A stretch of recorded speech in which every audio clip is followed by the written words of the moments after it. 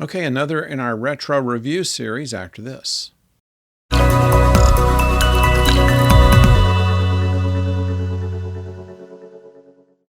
Hello out there, I'm the oldest nerd, and today we're talking about The Conscience of the King. This is episode 14 of season 1. It starts out with a performance of Macbeth in a theater, and next to Captain Kirk, Tom Slayton. He is a friend of the captain's who has asked the Enterprise to come and check out a new food concentrate they had come up with. It was a ruse to get Kirk there because he believes that the Caridian players, led by Anton Caridian, is actually TOS the Executioner, someone who was presumed dead 20 years ago after murdering 4,000 people on an Earth colony, and as far as everyone was concerned, that even though it was inconclusive, he was presumed dead. And at about the same time, Caridian creates a repertory company that most recently, in the last 9 years, they say, travels around Earth posts in order to provide live theater. Almost like a New Deal program during the Roosevelt years where they would have live theater brought to places that did not always have it. The captain has his doubts as to whether this is really the guy, but after his friend is found dead, he begins to become much more suspicious and therefore makes a way of taking the theater company on board the Enterprise and finding out more closely whether Caridian is really TOS or not. It turns out that of the 9 people who were still around to witness TOS, 7 of them have now died, and the only 2 that are left are the captain and Lieutenant Kevin Riley. Now, we've seen Riley, of course, in previous episodes this season, and in this case, they identified him, by the way, as part of communication services, and he was demoted down to engineering for reasons that really never became clear, even in the episode. Just so he could be by himself, so I guess he could be attacked. At any rate, he was, but manages to narrowly survive it. And then there are other complications along the way. In the meantime, Spock is uncharacteristically suspicious of the captain's motives and is a bit more aggressive than he usually is on trying to find out what the captain is doing, even consulting Dr. McCoy, who basically blows him off by saying, well, he's the captain, he can do whatever he wants. I don't get in on this. I'm just having my break, leave me alone. And despite that, Spock is continually going to McCoy to try to convince him to confront the captain. And eventually they do that. The captain does not reply well to this, but nothing seems to come from that. It just kind of falls. There are a couple of good lines in there. Spock and McCoy are having one of their arguments, and the doctor surmises, now we know why they were conquered. This is not something that's come up anywhere else in canon, that the Vulcans were ever conquered by anyone. And I find that kind of interesting. That same line actually was used by Q in The Next Generation, so it's very much a Roddenberry line, I think. We see a couple of different places on the ship than we've seen in previous episodes. There is the observation deck, which is over the shuttlecraft bay, which they only used on a couple of shows, but certainly in this one, they explain why they have subdued lighting to simulate nighttime. Also, their rec room, which is basically a redress of the briefing room, but it is that same set has been used for the courtroom. It's also been used for the galley, the dining room of whatever sort.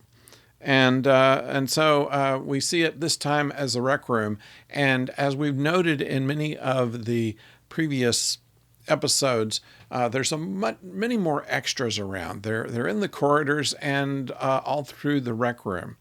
And in this case, Uhura has her first opportunity to sing. She is a good singer, and she's asked by Riley, who's stuck in engineering, to sing for him, and they turn on the comms, and she sings something that was obviously written for the show. quite nicely. A nice tribute, really, to the talents of Nichelle Nichols, who only died in the last couple of weeks.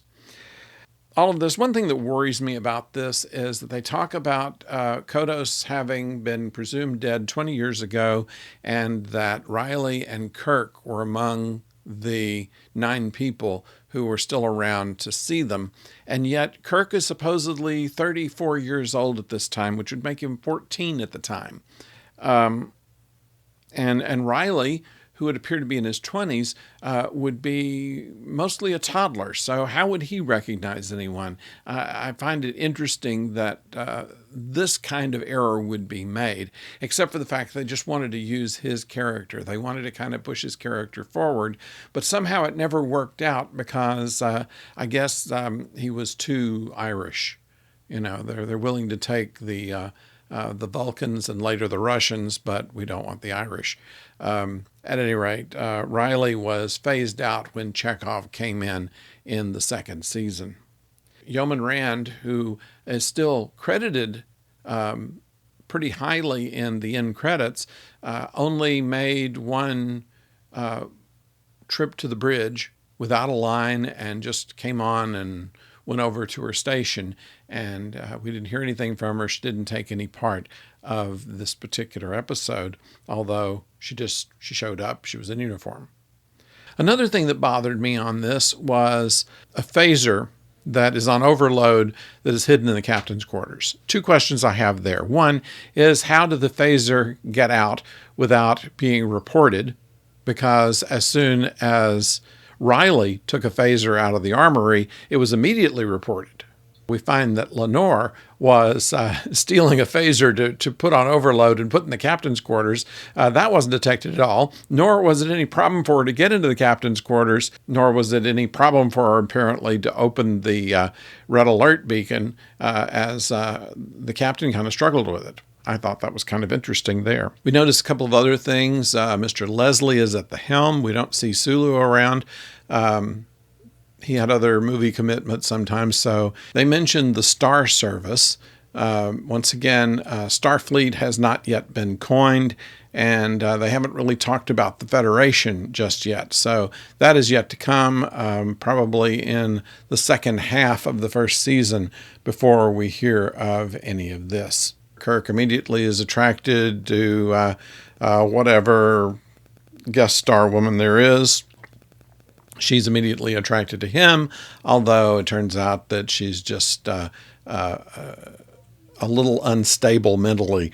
So I don't know how we would chart that as far as the allure of Kirk. But this is starting to do where there's the date of the week for Captain Kirk, and always in some kind of big relationship that he wants to continue. But then it doesn't, and that's okay, because the next episode there'll be somebody else.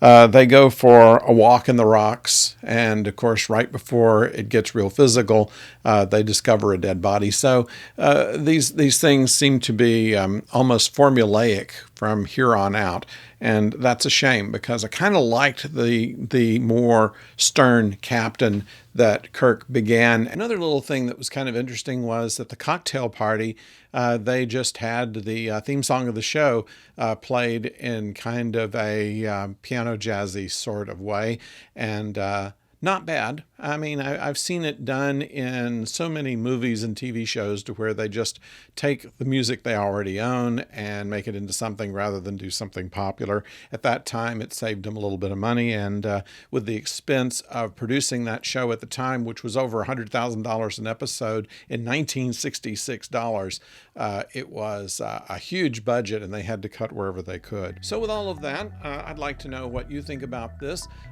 Please leave your comments below, and if you've not yet subscribed, please do so. We depend on your subscriptions in order to grow the channel, so it doesn't cost you anything, doesn't obligate you to anything, but we certainly do appreciate it on this end. It does a lot for us. So until next time, don't go far.